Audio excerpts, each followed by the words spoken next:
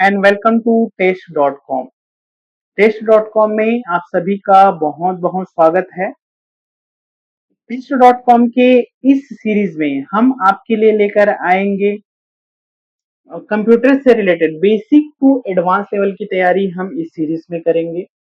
चाहे point of view हो आपका जनरल अवेयरनेस के पॉइंट ऑफ व्यू हो, चाहे अगर आप किसी प्रतियोगी परीक्षा की तैयारी कर रहे हैं तो वहां पे भी हम उसके जितने भी टॉपिक है जो आपका सिलेबस है उसको कवर अप करते जाएंगे इस सीरीज के माध्यम से। ठीक है, तो सबसे पहले by the way my name is Narendra Kumar Sahu और मैं आप लोगों को कंप्यूटर के जो बेसिक टू एडवांस लेवल की तैयारी मैं इस सीरीज में करवाने वाला हूँ।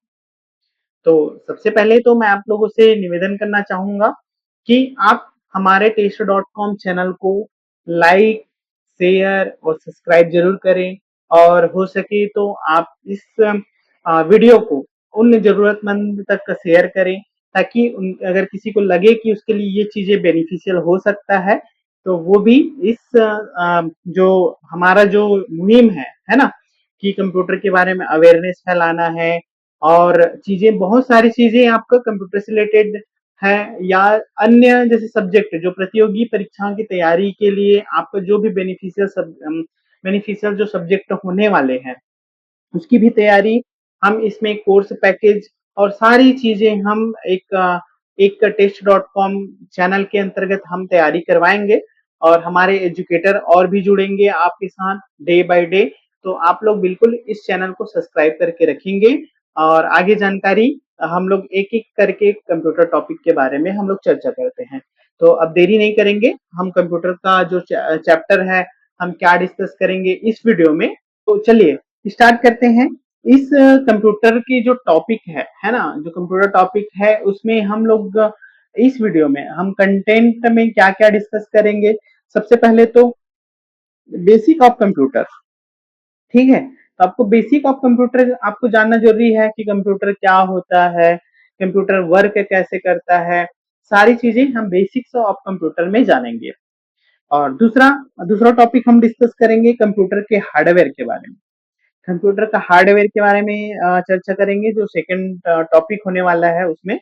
और तीसरा टॉपिक है उसमें हम चर्चा करेंगे कंप्यूटर के सॉफ्टवेयर के बारे में। कंप्यूटर का सॉफ्टवेयर क्या हो सकता है, यूटिलाइजेशन के अकॉर्डिंग बहुत सारे सॉफ्टवेयर आते हैं वो कैसे होगा, ये हर एक चीज हम हर एक पहलू हम इस कंप्यूटर सॉफ्टवेयर के अंतर्गत पढ़ेंगे।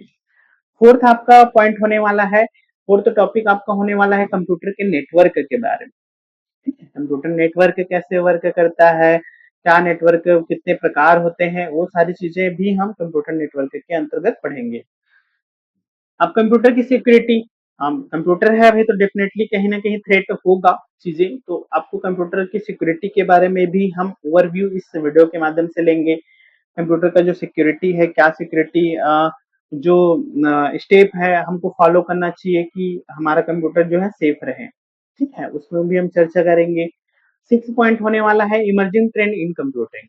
कंप्यूटर के जो इमर्जिंग ट्रेंड है वो क्या हो सकते हैं, जैसे कि हमने पहले देखा कि कंप्यूटर का जनरेशन डे बाय डे आपका जो जनरेशन के अकॉर्डिंग चेंज होते गया। पहले आपका मेन फ्रेम कंप्यूटर वगैरह आते थे, अब आप कितने कंप्यूटर आपका कॉम्पैक्ट हो गया है। आप अभी अपने मोबाइल फोन से अभी आप मुझे सुन रहे होंगे या लैपटॉप के माध्यम से सुन रहे होंगे, तो ये जो है ट्रेंड आपका चल आ रहा है और कहाँ तक आगे जाएगा वो सारी चीजें हम इस इसमें बात करेंगे। चलिए ठीक, तो basic of computer first topic आपका होने वाला है। तो basic of computer definition and history, ठीक है। तो पहला डेफिनेशन एंड हिस्ट्री के अंतर्गत हम पहला पॉइंट हम डिस्कस कर लेते हैं fundamental of computer. Fundamental of computer क्या हो सकते हैं, जो कंप्यूटर के जो consist of hardware and software. Computer क्या होता है, consist of hardware and software. ये जो बेसिक वर्क है आपका कंप्यूटर का कैसे फंडामेंटली वर्क करता है, हार्डवेयर और सॉफ्टवेयर की जरूरत पड़ती है, ठीक है। तो दूसरे पॉइंट में अगर हम बात करें तो अर्ली कंप्यूटिंग डिवाइस, एबेकस हो गया, mechanical calculator and turning machine, ठीक है। तो ये जो डिवाइसेस हैं ये चीजें मतलब ये सेकेंड टॉपिक हो सकता है। और तीसरा आपका हो जाएगा कंप्यूटर मॉडर्न इवोल्यूशन। जैसे कि पहले मैंने भी डिस्कस किया कुछ देर पहले कि from mainframe to personal computer और मोबाइल कंप्यूटर, ठीक है। इस प्रकार से जो जनरेशन डे बाय डे आपका चीजें चेंज होते गया, ये आपका कंप्यूटर इवोल्यूशन के अंतर्गत आ जाता है। अगर हम बात करें कंपोनेंट ऑफ कंप्यूटर, जैसे कि हमने यहाँ पे पहले पॉइंट में देखा कि फंडामेंटल ऑफ कंप्यूटर, ये चीजें दो चीजों से कंसिस्ट है, ठीक है, आपका हार्डवेयर और सॉफ्टवेयर। तो सबसे पहले तो हम हार्डवेयर के बारे में जान लेंगे कंपोनेंट ऑफ कंप्यूटर के अंतर्गत। तो हार्डवेयर, हार्डवेयर क्या होता है, हार्डवेयर को आपको जानना है, जैसे कि physical part that make up a computer. Hardware जो आपका जिस चीज को आप छू सकते हैं, है ना, जैसे कि हमने किसी को छू सकते हैं, तो वो आपका हार्डवेयर के अंतर्गत आएगा। जितना भी आपका डिस्प्ले हो गया, सीपीयू हो गया, माउस हो गया और कीबोर्ड हो गया, है ना, ये सारी चीजें आपका हार्डवेयर के अंतर्गत आता है, ठीक है। अब यहाँ पे देखेंगे दूसरा आपका पॉइंट आ जाएगा कंपोनेंट ऑफ कंप्यूटर के अंतर्गत, software, the program and application that run on the computer. जो कंप्यूटर की, ये तो आपका हार्डवेयर का पार्ट अलग हो गया, और दूसरा आपका आ जाता है सॉफ्टवेयर का पार्ट। सॉफ्टवेयर का पार्ट होता है program and application that run on computer. Computer के अंदर जो है, जिसको हम छू तो नहीं सकते लेकिन उसको आभास कर सकते हैं, देख सकते हैं, वो आपका पार्ट किसका आ जाएगा, सॉफ्टवेयर का पार्ट आ जाएगा, ठीक। तो सॉफ्टवेयर यहाँ पे ये आपका सॉफ्टवेयर हो जाता है। और आपका जैसे कि उसके बाद, है ना, इनपुट और आउटपुट डिवाइस, इनपुट डिवाइस और आउटपुट डिवाइस, है ना। जैसे पहले की हमने बात किया कि ये जो आपका हार्डवेयर का पार्ट है, जैसे कि हमने कीबोर्ड की बात किया, माउस का बात किया, है ना, इस प्रकार से device that allow interaction with the computer, ठीक है, ये इसके इसी का पार्ट है, कंप्यूटर का भी पूरा ही पार्ट है जो इनपुट और आउटपुट डिवाइस है। तो डिवाइस, जैसे कि इनपुट डिवाइस की अगर हम बेसिकली बात करें, तो आपका कीबोर्ड हो जाएगा, आपका माउस इनपुट के कैटेगरी के, और आउटपुट की अगर हम बात करेंगे तो इसको भी हम एक एक करके बात करते जाएंगे अलग अलग। जैसे यूजेस एंड एप्लीकेशन, ठीक है, यूजेस एंड एप्लीकेशन की अगर हम बात करें, तो कंप्यूटर का यूज हम किस प्रकार से करते हैं, आपको सभी को पता है, ये चीजें बताने की जरूरत नहीं है कि कंप्यूटर का एप्लीकेशन क्या हो सकता है। कहाँ पे हम लोग डेली कहीं ना कहीं जैसे शॉपिंग मॉल में चले गए, या कहीं पे भी हम रेलवे काउंटर या टिकट काउंटर, यहाँ पे भी जाते हैं, कंप्यूटर का बेसिकली हर एक जगह पे उपयोग होने होता है।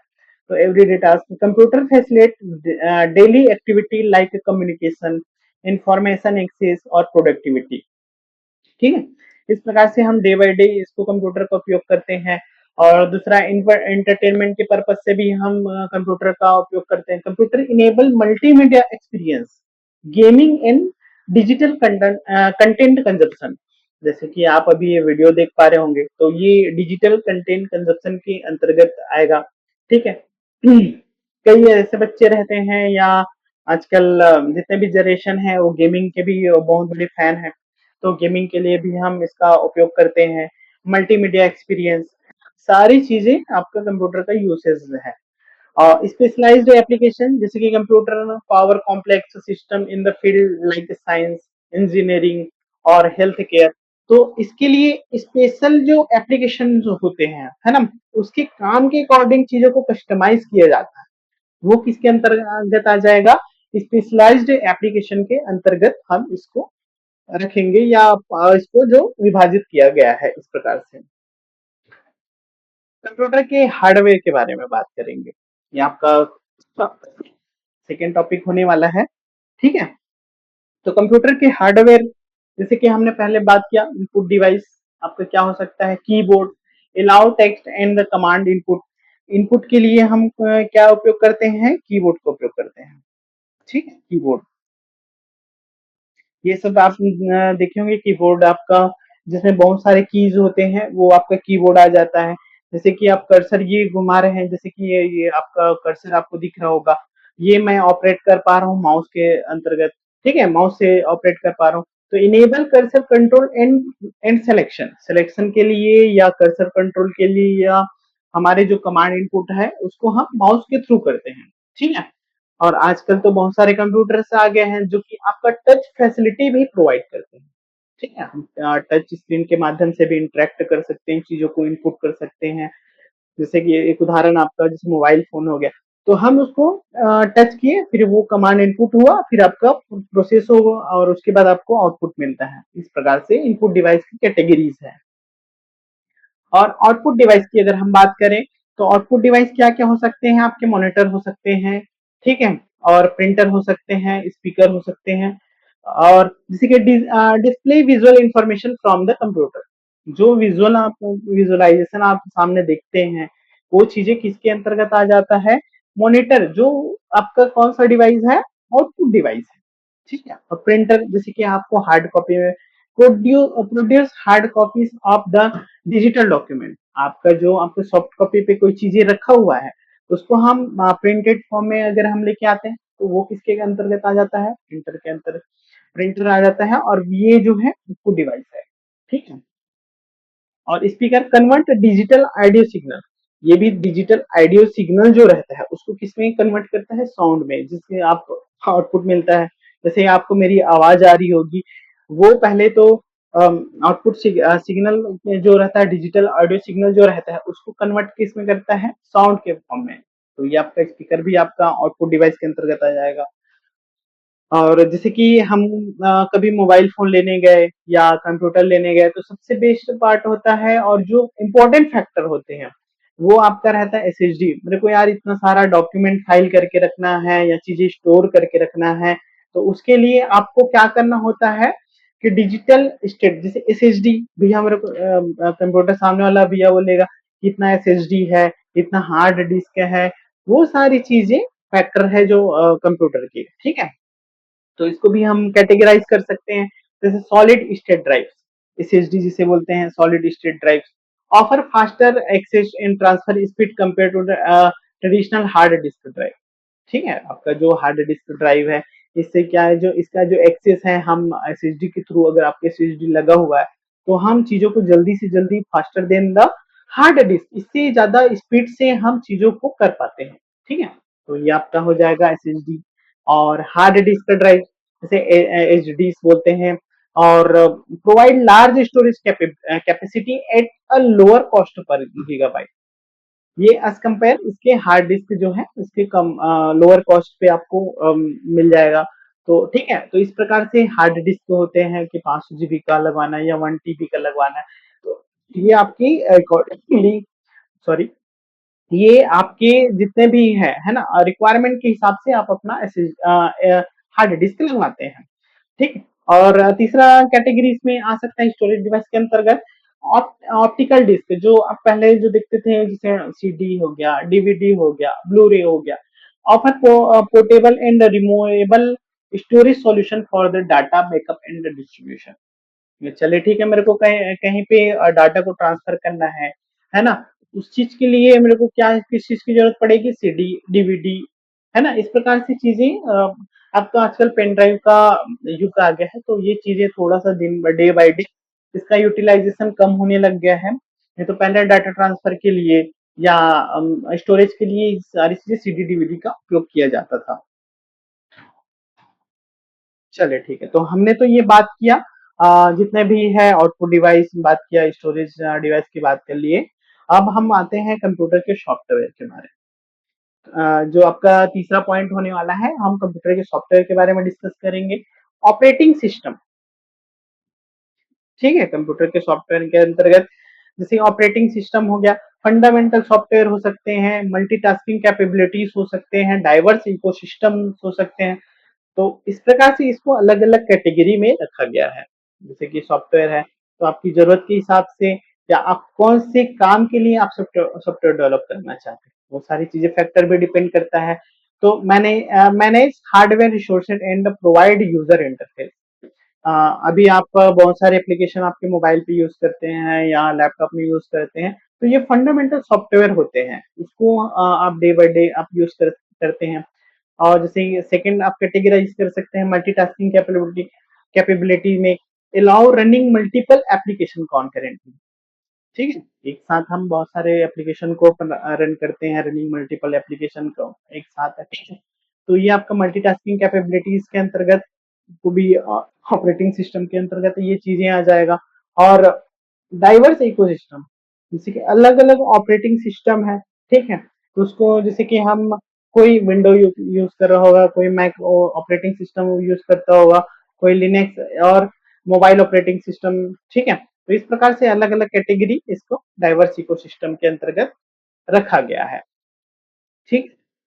अब एप्लीकेशन की अगर हम बात करें, एप्लीकेशन सॉफ्टवेयर का, जैसे कि आप कहीं पे मूवी देखने जाते हैं, ठीक, या कोई रेस्टोरेंट में जाते हैं, खाना ऑर्डर करते हैं, स्विगी जोमेटो, बहुत सारे ऐसे एप्लीकेशन हैं जो जिसके माध्यम हम डे बाय डे उपयोग करते हैं, तो एप्लीकेशन सॉफ्टवेयर के अंतर्गत आता है।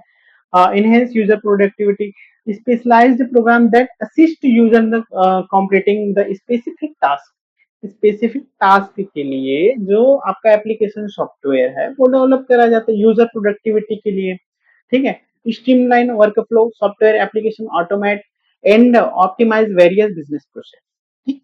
आपकी बिजनेस पर्पस क्या हो सकते हैं उसके लिए भी आपका जो एप्लीकेशन सॉफ्टवेयर है, ठीक है, वो चीजें भी डेवलप हो सकता है।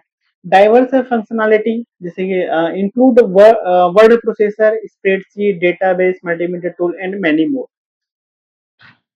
और प्रोग्रामिंग लैंग्वेज की अगर हम बात करें, versatile tool, diverse programming language enable flexible software develop. ये जो है डेवलपर सेक्शन की अगर हम बात करें, तो आप अपने सिस्टम के हिसाब से अपने अकॉर्डिंग एप्लीकेशन के अकॉर्डिंग आप सॉफ्टवेयर को डेवलप करा सकते हैं। Enable flexible software development program के अंतर्गत, ठीक है। और efficient coding is a programming language optimise code structure and performance, ठीक। और वाइड स्प्रेड अडॉप्शन, आप अलग अलग इंडस्ट्रीज होते हैं जो अपने सिस्टम के अकॉर्डिंग, है ना, वो अपना सॉफ्टवेयर डेवलप करवाते हैं उसके यूटिलाइजेशन के अकॉर्डिंग, तो वाइड स्प्रेड एडॉप्शन भी इसमें कंप्यूटर में पॉसिबिलिटी है। कंप्यूटर नेटवर्क की अगर हम बात करें, तो सबसे पहले तो जैसे कि आप नेटवर्क से कहीं से जुड़े होंगे, है ना, आपका जो मोबाइल होगा वायरलेस माध्यम से जुड़ा होगा या वायर्ड के माध्यम से जुड़ा होगा, कहीं ना कहीं से आपका जो सिस्टम है, डिवाइस है, वो कोई भी नेटवर्क से जो जुड़े होते हैं, तो उसके बारे में हम इसको कैटेगराइज करते चले जाएंगे। Interconnected device, computer, printer and other devices with in limited geographical area, तो लोकल एरिया, है ना, लैन जिसे बोलते हैं, इंटरकनेक्टेड।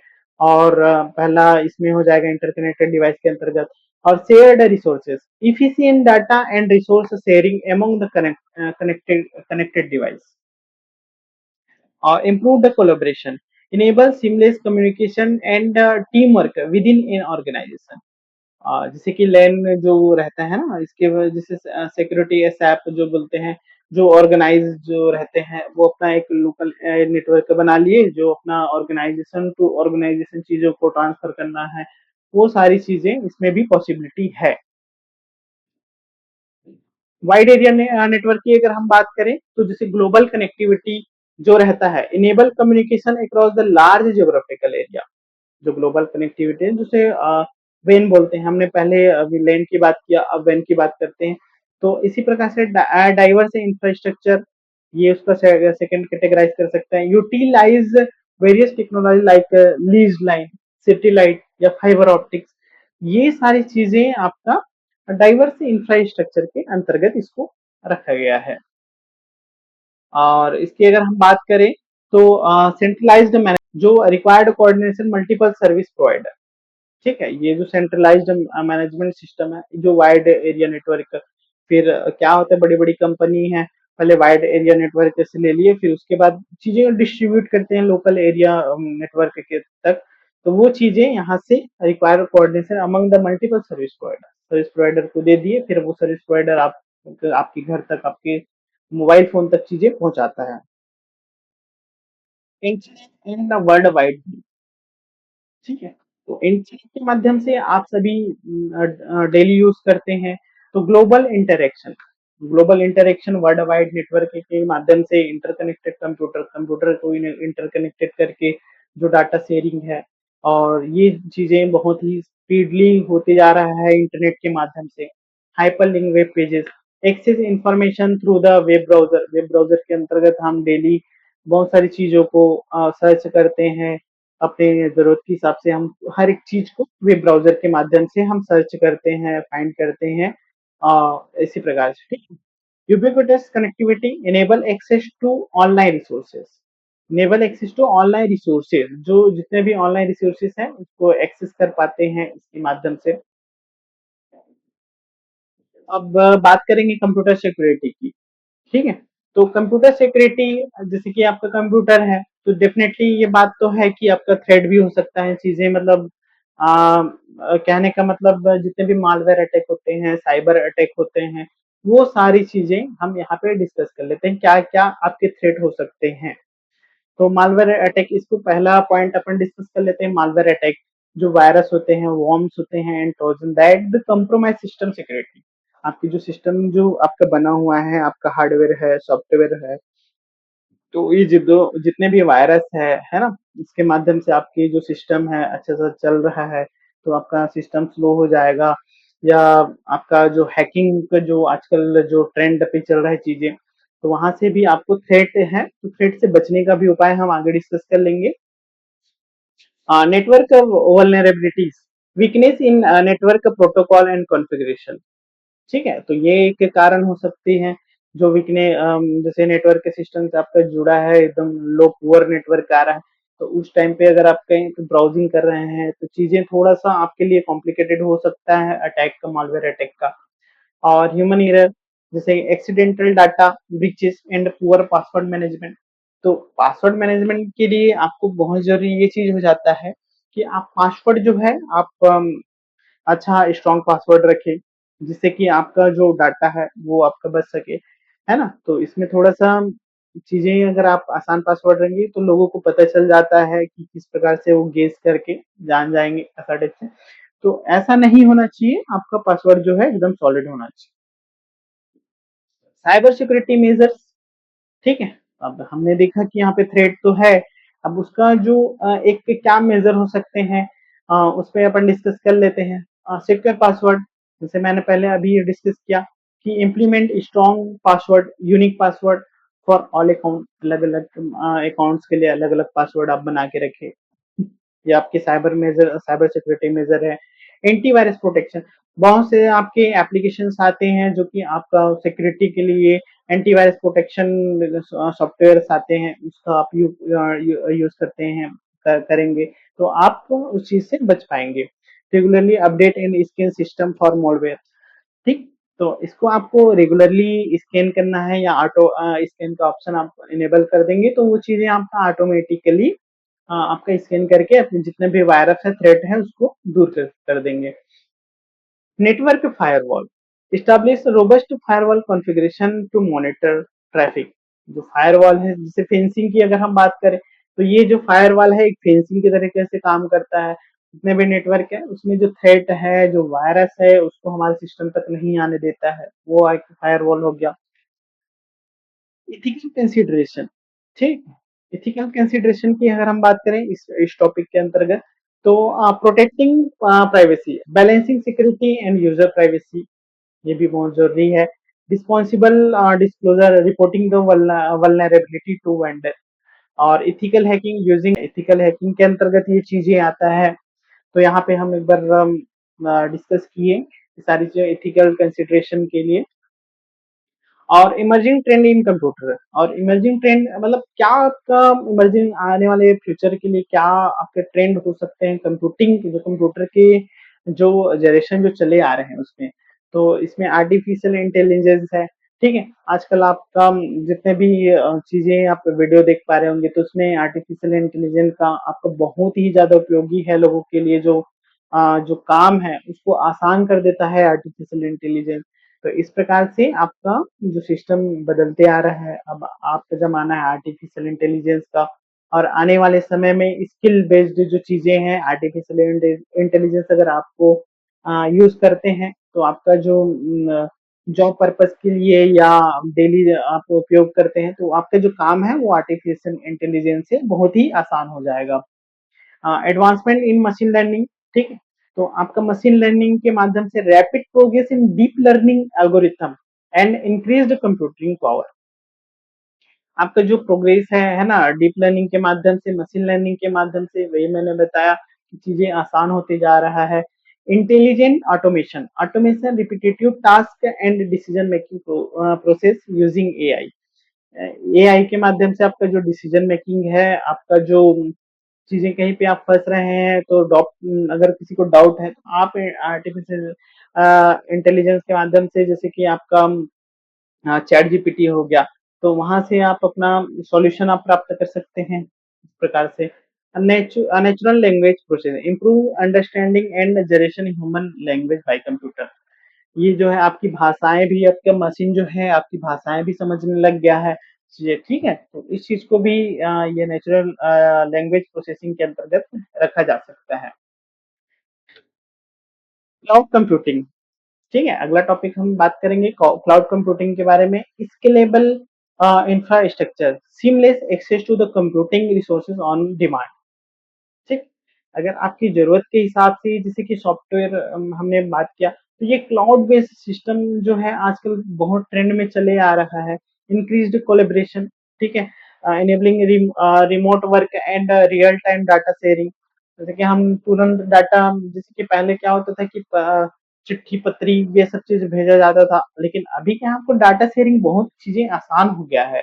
और क्लाउड कंप्यूटिंग, क्योंकि क्लाउड के माध्यम से आपका डाटा जो स्टोर है उसको सिर्फ एक्सेस देने का रहता है, फिर चीजें आपके पास रियल टाइम में वहां पे आपका डाटा शेयरिंग हो जाता है। Cost optimisation, reduce hardware and maintenance expenses, ये चीजें भी आपके कटौती हो जाता है इसे क्लाउड कंप्यूटिंग के अंतर्गत। ठीक है, क्लाउड कंप्यूटिंग का उपयोग करके आप ये सारी चीजें आसानी से कर पाएंगे। इंटरनेट ऑफ थिंग्स की अगर हम बात करें, तो connected device, increase integration of smart device in daily life. ठीक है, internet of things increase integration of the smart device in daily. हम डेली लाइफ में बहुत सारे डिवाइसेस का उपयोग करते हैं, है ना।